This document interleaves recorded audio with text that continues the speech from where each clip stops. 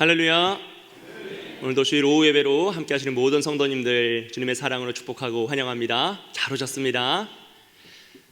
오늘 우리가 살아가고 있는 이 시대에서 사람들이 가장 관심을 많이 갖고요, 또 말은 하지 않지만 마음 깊이 좋아하고 사랑하고 또 사회적으로도 가장 이슈가 되는 것이 바로 물질과 그에 관한 투자일 것입니다. 사람들은 정말 돈을 좋아해요. 물론 우리도 좋아한다고 말할 수는 없지만 아주 가슴 깊이 좋아합니다. 사실 이거는 오늘뿐만 아니라요, 인류의 역사에서 늘 사람들은 돈을 집중했습니다. 물질에 집중하는 시대가 있었어요. 그래서 항상 돈을 사랑했고요, 성경에도 보면 돈과 하나님을 함께 섬길 수 없다, 함께 품을 수 없다라고 말씀하시면서 비교하는 거겠죠. 특히 이렇게 이 물질에 조금 더 집중하는 시대가 있습니다. 우리가 냉전 시대 같은 경우에는 힘에 집중하죠. 사상에 집중합니다. 또 가치관에 집중하는 시대도 있었어요. 더 명분을 중시하던 시대도 있었습니다. 그런데 오늘 우리가 살아가고 있는 이 자본주의 시대에는 물질에 가장 많은 힘과 에너지를 쏟으며 모든 사람이 집중한다라는 것이죠. 이렇게 물질에 조금 더 집중하는 시대가 되면 반드시 나타나는 현상이 있는데요, 가치관이 있는데요, 그것은 바로 부의 축적을 선으로 평가한다는 것이에요. 부자는 곧 선하다라는 평가죠. 반대로 부의 빈곤을 악하다라고 평가합니다. 조롱과 비난의 대상으로 삼죠. 이제 부자 아빠, 가난한 아빠라는 책이 있어요. 유명한 책입니다. 저는 물론 그 저자가 그런 의도성을 가지고 제목을 적지는 않았을 거라 믿지만, 그런 그 책의 제목에는 너무 슬픈 가치관이 있어요.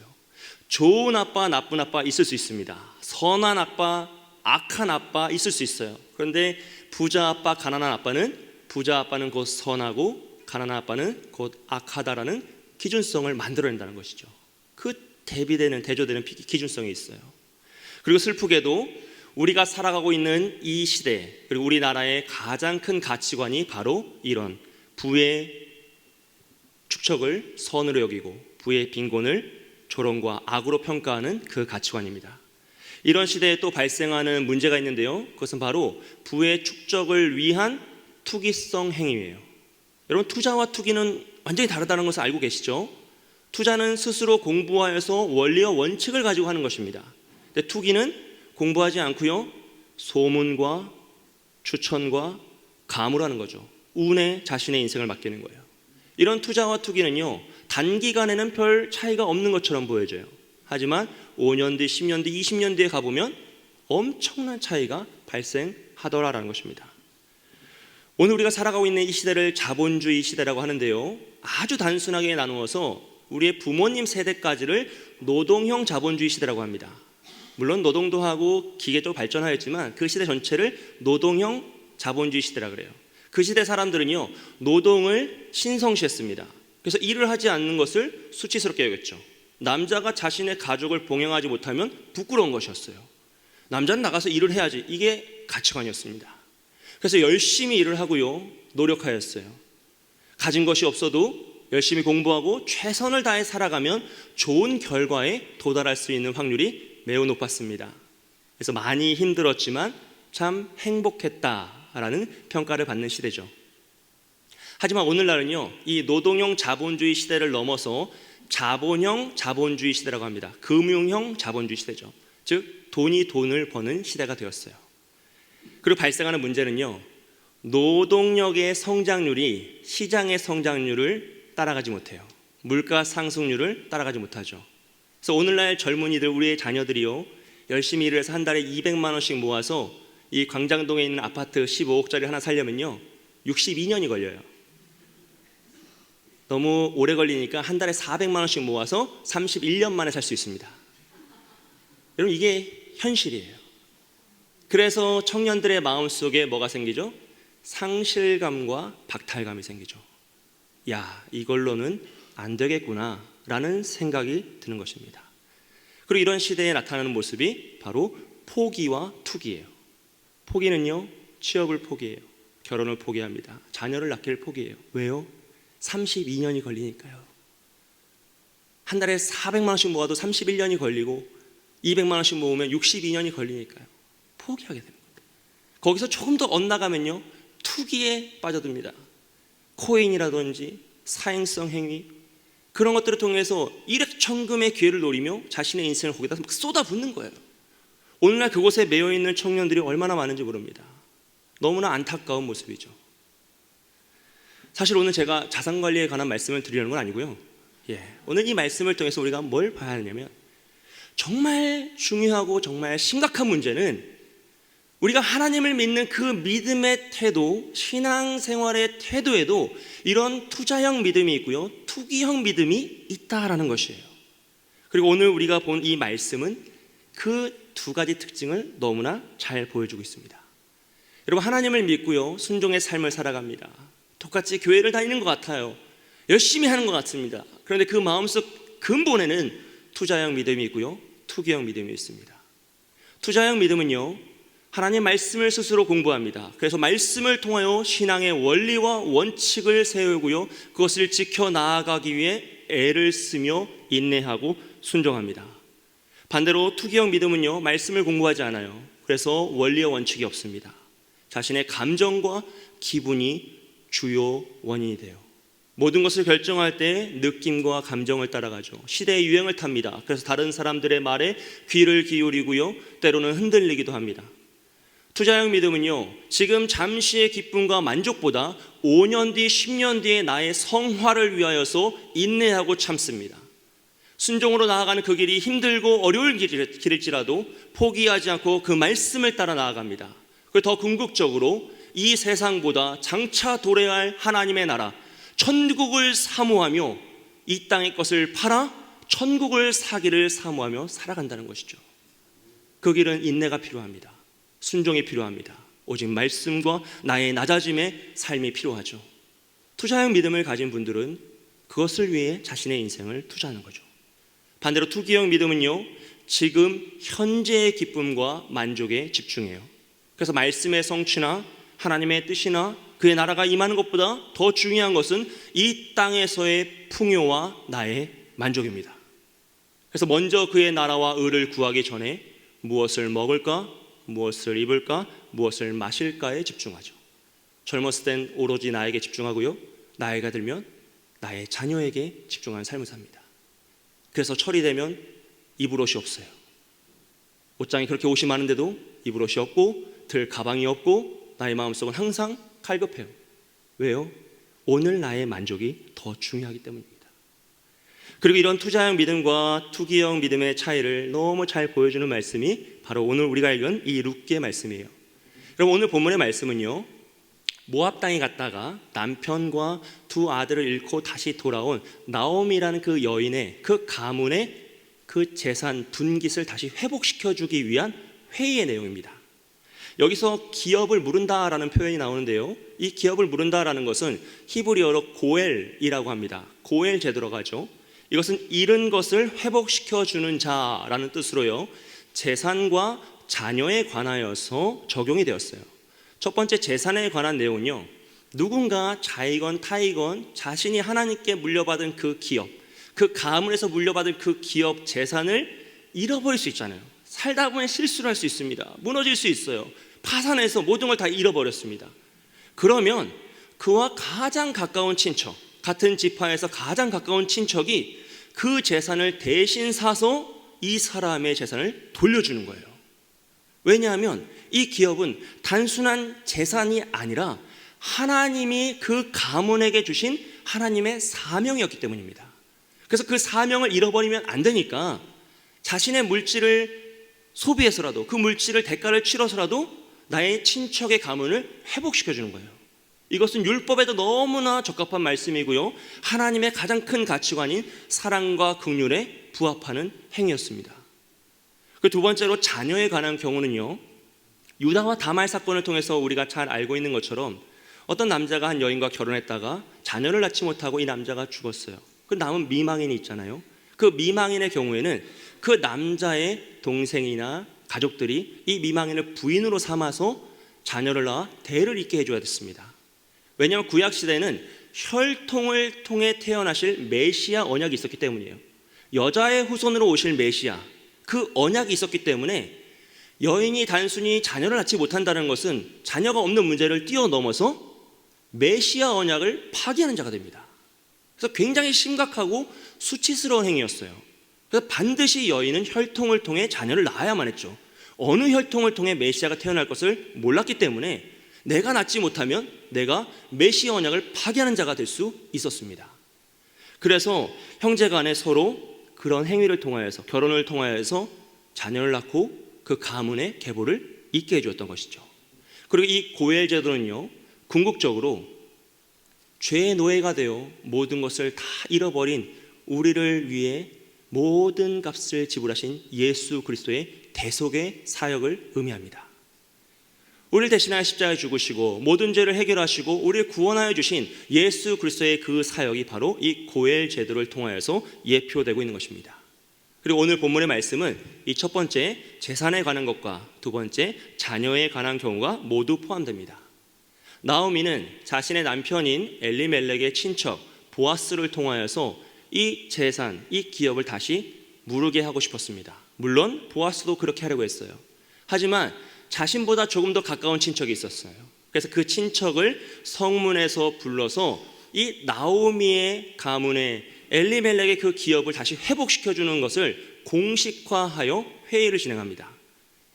이거 보아스는요, 먼저 그 가까운 친척을 불러서 이 상황을 설명하고요, 성의 장로 10명을 그 성문으로 초대하여서 엘리멜렉의 기업에 물을 그 상황을 회의를 하죠. 그리고 자신보다 더 가까운 친척인 아무게라는 사람에게요, 이 기업을 물을지의 여부를 물어봐요. 근데 재미있는 것은 이 아무게란 사람이 처음에는 엘리멜렉의 기업을 무르겠노라 했다가 자세한 이야기를 듣고 나서는 나는 무르지 못하겠노라 라고 하면서 포기했다는 것이죠. 왜 그러냐면 이 기업을 물을 때에는 특이점이 있습니다.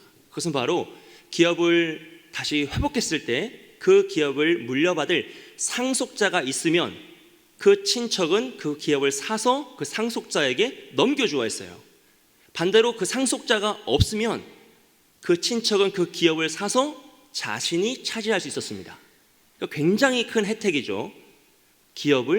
다른 친척의 기업을 자기가 소유할 수 있었기 때문이에요. 그런데 만약 나오미의 경우 나오미만 있었더라면 나오미는 더 이상 자녀를 낳을 수 없는 노인이었어요. 그러니 이 기업 물을 자가 아무개가 이 나오미가 있을 때 그 기업을 사서 나오미가 죽기까지만 기다렸다가 이 나오미 잘 봉양하고 이 나오미가 죽으면 그 기업은 자신에게 되는 거예요. 자신께 되는 거죠. 그런데 나오미에게는 룻이라는 며느리가 있었습니다.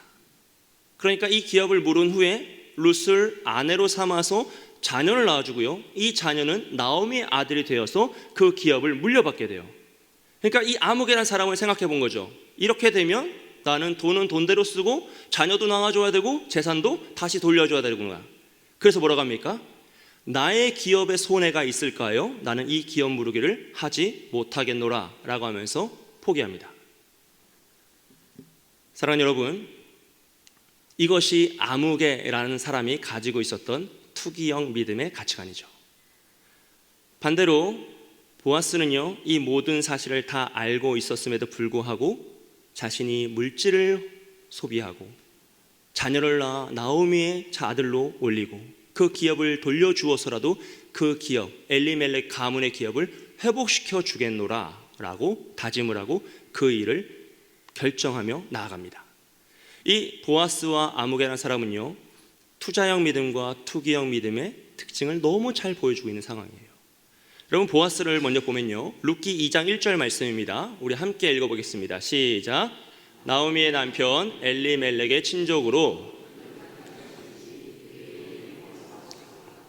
아멘. 여기서 유력하다는 것은요, 단순히 돈이 많다, 부자다라는 것을 넘어서 사회적인 영향력이 있었음을 의미해요. 즉 율법에 대한 해석과 가르침, 지도자의 권위가 있었다라는 것을 의미합니다. 그러니까 보아스는 참 좋은 사람이에요. 하지만 마태복음 1장 5절에서는요, 보아스를 이렇게 표현합니다. 살모는 라합에게서 보아스를 낳고. 무슨 말입니까? 보아스의 어머니 라합은요, 여리고 전투에서 정탐꾼 2명을 숨겨줬던 기생이에요. 즉 이방인 기생의 아들이었죠. 그래서 학자들 중에는요, 룻기에 보아스의 부인이나 자녀들이 등장하지 않는 것을 통해서 보아스가 나이가 들 때까지 결혼을 못하였을 것이다 라고 해석하는 학자들도 있습니다. 이방인 기생의 아들이라는 사회적인 낙인을 생각해 보면 충분히 가능한 일이었죠. 그럼에도 불구하고요, 보아스는 율법에 능통한 사람이었어요. 부자였고요, 자신의 물질을 가지고 어려운 이웃을 돕기 위해 애를 쓰는 사람이었습니다. 특별히 그가 살았던 그 시대가 사람마다 각자 자기 소견에 옳은 대로 행하였던 그 사사기 시대라는 것을 생각해 볼 때요, 이 유력한 자라는 칭호는요, 너무나 멋진 칭호예요. 빛을 발합니다. 어떻게 이 시대의 율법을 지키기 위해 이렇게 살았을까라고 생각해 볼 수 있을 만큼 좋은 사람이죠. 그래서 보아스는요, 하나님의 언약을 지키기 위해 자신의 물질을 사용합니다. 그도 힘들게 돈을 벌었을 거예요. 그런데 그 힘들게 번 돈을 하나님의 언약을 지키기 위해, 하나님의 영광을 위해 사용하더라는 것이죠. 그리고 룻과 결혼하여서요, 아들을 낳아 나오미의 자녀로 주기로 결정을 해요. 하나님 말씀과 율법과 언약을 지키기 위한 그의 믿음의 행동입니다. 여러분, 이것이 투자형 믿음의 모습이에요. 나의 이익과 유익보다는 언약을 지키기 위해 자신의 것을 내려놓고 헌신하는 순종과 인내와 포기의 삶이죠. 반면에 아무개라는 사람은요, 유대인이었지만 전형적인 사사기 시대의 가치관을 가지고 살아갑니다. 그는 자신의 이익을 위하여서 율법을 지키는 척 했다가 자신이 손해를 봐야 한다는 사실을 깨닫고 바로 포기해요. 하나님의 언약이나 말씀이나 그런 것보다 오직 자신의 유익과 이익, 만족이 더 중요했던 것이죠. 여러분, 이것이 전형적인 투기형 믿음, 투기형 인생의 모습입니다. 그래서 성경은요, 이 사람을 아무개라고 기록하고 있어요. 여러분, 성경이 이 사람의 이름을 기억하지 않습니다. 이 사람도 이름이 있었을 거예요. 누군가의 아들로, 누군가의 아버지로, 남편으로 사회적인 지위가 있었을 겁니다. 그럼에도 불구하고 성경은 이 사람을 아무개라고 표현하며 이름을 의도적으로 기록하지 않아요. 왜냐하면 성경에 나오는 이름은 그 사람이 하나님 앞에서 가지고 있는 존재적 가치였기 때문이죠. 그래서 하나님이 한 사람의 인생을 변화시키실 때 그의 직업이나 환경을 변화시키신 것이 아니라 그의 이름을 바꾸시잖아요. 아브라함을 아브라함으로, 야곱을 이스라엘로 이름을 바꾸시면서 하나님 앞에 있는 그의 존재의 가치를 변화시키시더라는 거죠. 그렇다면 오늘 그의 이름이 기록되지 않았다는 것은 무엇입니까? 여러분, 투기형 믿음은요, 하나님 앞에서 존재적 가치가 없다는 것입니다. 그도 유대인이었고 율법을 지키는 척했고 믿음의 삶을 사는 척했지만 하나님은 그의 이름을 기록하지 않으시며 그가 하나님 앞에서 어떤 가치도 어떤 인정도 받지 못한다는 것을 명시하고 계시는 거예요. 사랑하는 여러분, 그렇다면 오늘 우리는 어떤 믿음의 유형을 가지고 있을까요? 우리의 마음 근본에는 어떤 믿음의 태도가 있으십니까? 투자형 믿음입니까? 아니면 투기형 믿음입니까? 먼저 그의 나라와 의를 구하기 위해 애쓰고 계십니까? 내일을 위해 오늘을 인내하며 기도와 말씀에 집중하고 계십니까? 정말 천국을 사모하여 그것을 위해 나의 인생을 투자하고 계십니까? 바라기는 영원한 것을 위해 영원하지 않은 것을 포기할 수 있는 지혜가 있으시기를 주님의 이름으로 축복드립니다. 유한한 우리의 인생을 팔아 영혼을 사는 지혜가 있어야 합니다. 하지만 우리는요, 이 세상으로부터 너무 많은 영향을 받았어요. 우린 땅에 발을 딛고 사는 한 그 영향에서 벗어날 수 없습니다. 그래서 우리의 마음속에는 말씀에 대한 순종과 인내보다는 나의 만족과 기쁨과 감정이 우선될 때가 많습니다. 은혜를 많이 받았을 때는요, 섬김과 헌신을 생각하다가요, 조금 시간이 지나면 본전 생각이 나요. 이것저것 계산할 것도 많고요, 수지타산을 따져보니 이건 아닌 것 같은 거예요. 그때 하는 말이 무엇입니까? 하려고 했는데 지금은 때가 아니라서, 다 됐는데 조금만 더 기다려주시면, 상황이 안 좋아서, 하루만 내일로, 나중으로. 하지만 여러분, 하나님은 아무개를 기억하지 않으신다는 사실을 잊지 말아야 합니다. 그래서 우리가요, 이런 투기형 믿음에서 투자형 믿음으로 나아가기 위해서는요, 첫째로 말씀을 배워야 합니다. 할렐루야. 여러분, 말씀을 배우셔야 돼요. 오직 하나님의 말씀으로 나의 신앙의 원리와 원칙을 만드셔야 돼요. 내 기분도 아니고요, 다른 사람의 말도 아니고요, 이 세상의 기준도 아닙니다.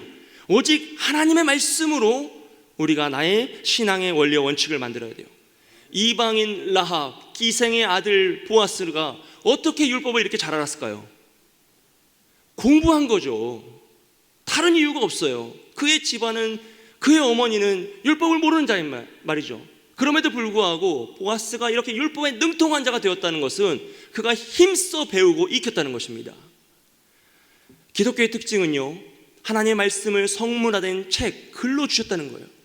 그래서 우리가 성경책을, 그 글을 읽고 묵상하고 배우고 익혀야지만 하나님을 배울 수 있고 온전한 신앙의 원리와 원칙을 만들 수 있다는 것이죠. 사랑하는 여러분, 예배에 대한 원칙이 있으시죠? 주일 성수의 원칙을 온전히 세우시길 바랍니다. 그리고 그것을 뛰어넘어서 수요 예배, 금요 성령 기도회, 새벽 기도회에 대한 원칙을 세우셨으면 좋겠어요. 얼마 전 담임 목사님의 칼럼 다 읽으셨잖아요.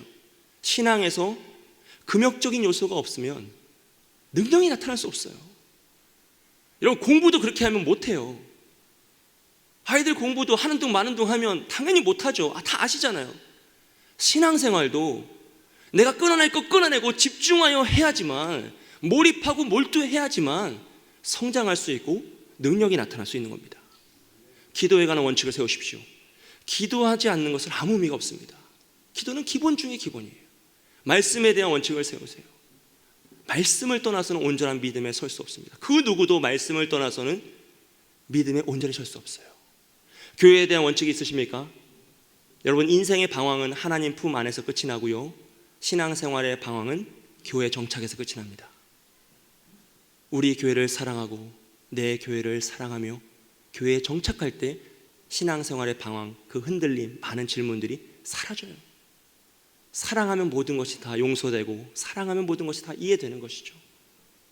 교회를 사랑해야 되는 거죠. 헌신과 섬김과 순종에 관해서요, 소비형 신앙이 아닌 생산형 신앙, 정말로 더 진정한 믿음으로 나아가는 비결이 헌신과 수고와 섬김이죠. 하지만 투기형 믿음에서는요, 예배를 선택의 문제라고 생각해요. 상황과 환경에 맞춰서 자신의 기준으로 선택할 수 있노라 얘기하며 형식을 무시합니다. 기도에 관해서도요, 필요할 때만 기도하는 청구형 기도를 하고 있어요. 마치 카드로 결제하듯이, 주님 빨리 와서 도와주세요, 지금 불이 났습니다, 불을 꺼주세요.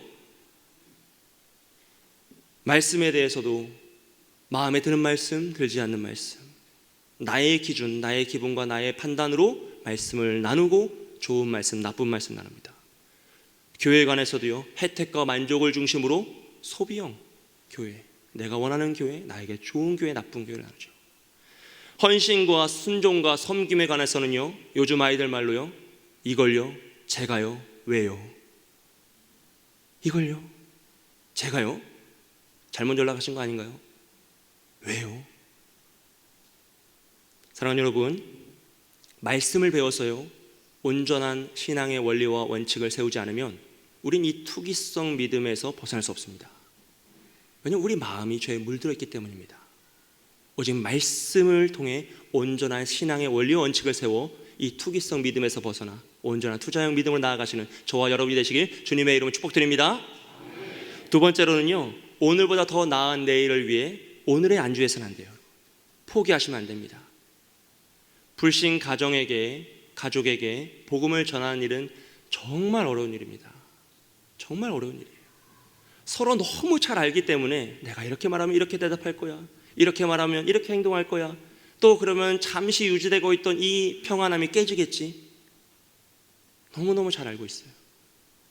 하지만 여러분, 오늘의 소강 상태에 만족하시면요, 안 돼요. 이것은 거짓된 평안이에요. 진짜 평안이 아닙니다. 여러분, 이 거짓된 평안에 만족하여 안주하면 내일은 어두워집니다. 우리 불신 남편이 있으신 경우들 있잖아요. 또 아니면 신앙생활을 열심히 하지 않는 남편들 한번 생각해 보세요. 그분들을 그대로 놔두는 거예요. 5년, 10년, 15년 뒤까지 그냥 가만히 놔둬요. 그러면 5년 뒤, 10년 뒤에 지금보다 더 아름다운 모습으로 변해 있을까요? 아니면 더 어려운 모습으로 변해 있을까요? 물론 하나님의 강권적인 임재가 어떻게 임할지 우리는 알 수 없습니다. 하지만 우리는 모두가 생각하는 것처럼 더 안 좋은 결과가 도래할 것을 알고 있어요. 그렇다면 그것이 정말 우리가 원하는 거냐는 거죠. 물론 아닙니다, 여러분. 여러분, 정말 남편이 온전한 믿음의 사람으로 세워지고요, 신앙의 세대주로서 우리 가정을 이끌어가기를 소원하신다면, 제사장의 역할을 감당하기 원하신다면, 부인의 신앙을 끌어주고 격려해 주길 원하신다면요, 믿음의 아버지로 서길 원하신다면요, 오늘 우리는 어떤 투자를 해야 될까요? 괜한 말 했다가 가정의 분위기 또 쇠지고 나쁜 말 나오고 서로 얼굴 붉히고 쓴소리 듣기 싫으니까 포기하시겠습니까? 또 하루를 미뤄서 다음에 하자, 다음에 하자, 미루시겠습니까? 여러분, 어떠한 이유라도 포기하지 않으셨으면 좋겠어요. 복음을 전하는 수고 없이 구원받은 영혼은 아무도 없습니다. 누군가 복음을 전했을 때 믿음은 들음에서 나므로 하나님께서 그의 영혼을 변화시키는 역사가 일어나는 것입니다. 불신 자녀들의 경우도 마찬가지죠. 여러분, 이대로 10년이 지나면 우리 가문은 믿음의 명문 가문이 되어 있을까요? 우리의 자녀들은 우리보다 더 좋은 믿음의 사람이 되어 있을 거라 확신하십니까? 우리가 정말 그것을 원한다면요, 오늘 우리는 어떤 투자를 해야 될까요? 자녀들의 성적과 조금 더 좋은 대학을 위하여서 예배를 포기하고 학원에 보야겠습니까? 아니면 그들과 말씀의 자리, 예배의 자리 함께 나와야겠습니까? 사랑하는 여러분, 타협할 것 다 타협하고요, 나중에 좋은 대학 가서 신앙생활 잘 했으면 좋겠다라고 기대하시고 바라셨던 한국교회 부모님이요, 지금 피눈물을 흘리며 기도하고 계십니다. 대학교 복음화 3%요. 3%요. 대학생들은 지금 자신이 기독교인이라는 걸 말하지 않아요. 너무 무서워서요. 친구들이 이상한 눈으로 쳐다볼까 봐요. 식사 기도를 하는 청년들 거의 없습니다. 여러분, 이것이 우리의 민낯이에요. 우리가 잠시 타협하여서 성적과 대학교 이름에 바꿨던 그 결과가 이것입니다. 그럼 우리 부모님 세대를 한번 생각해 보셨으면 좋겠어요. 저의 경우입니다. 저는 주일에 놀러 간 적이 없어요. 휴가를 가서도 반드시 주일은 교회에 가서 예배를 드렸습니다. 늘 부모님께서는 새 돈으로 헌금을 준비해 주셨어요. 주중에 옷을 사잖아요. 못 입어요. 교회 갈 때 입어야 되거든요. 기다려야 됩니다. 수요일날 사면 목, 금, 토를 기다려요. 얼마나 속이 상하는지. 그래서 월요일은 옷을 안 사요. 어차피 뭐 못 입을 거. 아파도 교회를 갔어요. 학교는 빠져도 교회는 빠진 적이 없어요. 가장 좋은 것을 주일날 하고요, 가장 행복한 일을 주일에 했습니다. 외식도 주일에는 거의 안 하죠. 돈도 거의 안 써요. 물론 오늘 이 시대로 생각하면요, 너무한 것 같죠. 그러니까 아들이 목사가 됐지라고 생각할 수도 있어요. 네. 하지만 여러분, 우리 부모님들이 그런 믿음을 가지고 있었기 때문에 오늘 우리가 이 정도 수준의 믿음이라도 유지하고 있는 것 아니겠습니까? 우리 부모님들이 그 신앙의 원칙과 원리를 세우고 자신의 인생을 거기에 투자했더니 나타난 결과가 우리잖아요. 그래서 우리가 이나마 믿음을 지키고 온전히 살아가려고 발버둥 치고 있는 것이죠. 과연 우리의 자녀들은 우리보다 더 좋은 믿음의 사람이 될까요? 전 너무 두렵고 떨려요. 제 아들, 딸이 정말 저보다 하나님을 더 사랑하고 교회를 사랑하며 말씀을 사모하는 그런 신앙이 될 것인가? 전 너무 두렵고 떨립니다, 여러분. 여러분, 오늘날 한국교회요, 70%의 교회가 주일학교가 없습니다. 다 알고 계신 사실이잖아요. 투자와 투기는 처음에는 별거 아닌 것 같아요. 다 똑같은 것 같아요. 근데 10년 뒤, 20년 뒤를 보았더니 1900년도 후반도에 불일듯하게 일어났던 한국교회가요, 오늘날 주일학교가 70%가 없어요. 우리가 타협하면 문제는 우리에게 오는 것이 아니라요, 우리의 다음 세대가 아니라 다른 세대가 되는 저주를 받는다는 것입니다. 사랑하는 여러분, 그럼에도 불구하고요, 우리에게 소망이 있는 것은 하나님은 오늘도 일하신다라는 사실입니다. 여러분, 하나님은 오늘도 일하십니다. 오늘도 복음을 선포하는 교회는 많고요, 기도하는 성도님들은 너무 많아요. 부흥하는 교회 역시 많습니다. 하나님은 오늘도 사람들을 구원하시며 우리의 가정과 우리의 자녀들을 구원하시길 원하십니다. 여전히 땅끝까지 복음을 전하고요, 제자 삼는 지상 명령을 감당하는 교회는 많이 있습니다. 그리고 바라기는 우리 광영교회가 그런 교회가 되기를 소원합니다.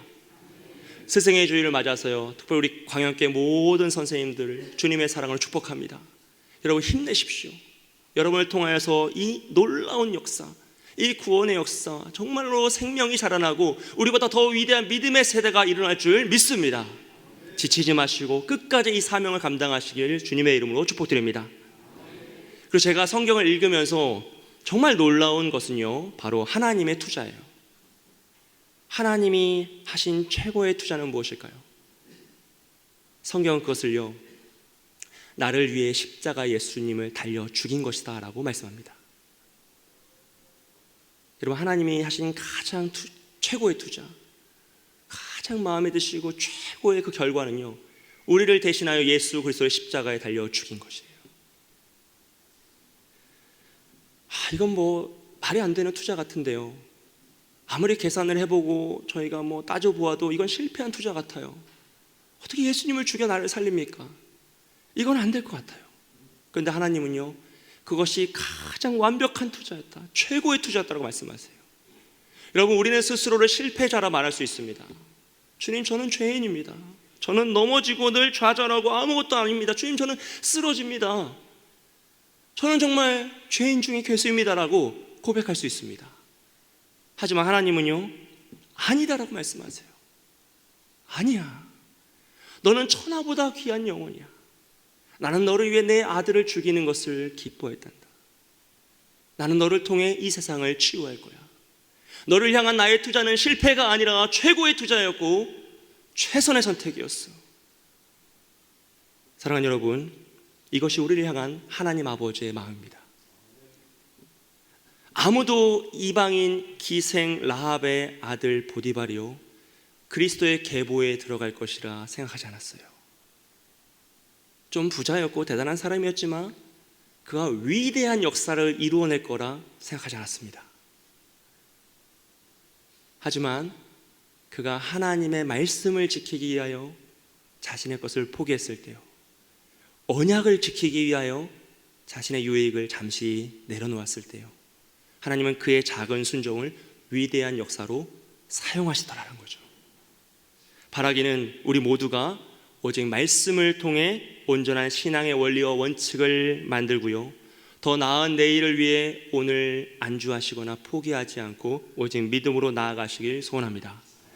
영원한 것을 위해 영원하지 않은 것을 포기할 수 있는 지혜가 있기를 소원합니다. 그럴 때 하나님께서 우리의 작은 순종을 들어 위대한 역사를 이루실 줄 믿습니다. 그 위대한 역사를 누리시는 저와 여러분이 되시길 주님의 이름으로 축복드립니다.